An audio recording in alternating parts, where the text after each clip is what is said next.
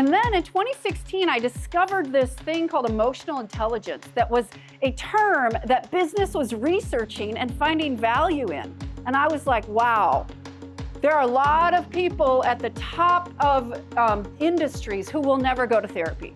So I completely transformed my career into an emotional intelligence coach, speaker, and trainer. And that is why I'm here today. And my why is because every conversation can make this world a better place.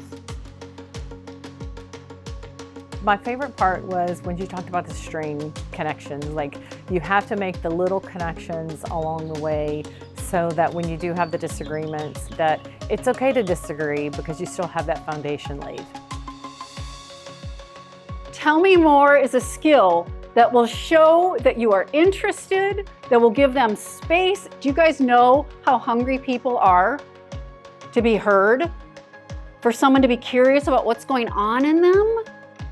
People are like icebergs. 10% of an iceberg is above the waterline, and 90% is what holds it up. So what I do is I get below the waterline, and then at a certain point, I say, how can I support you?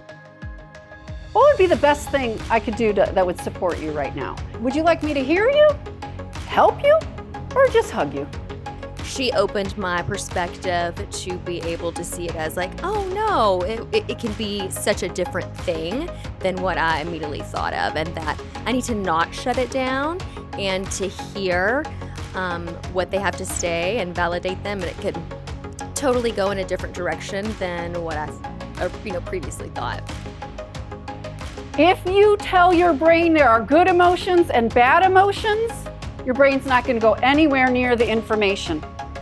There are more pleasant emotions for sure, okay? It's easier, these are more pleasant.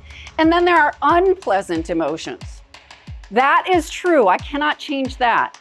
But if we are going to get the information, we have to embrace all of the emotions. Because emotions are information.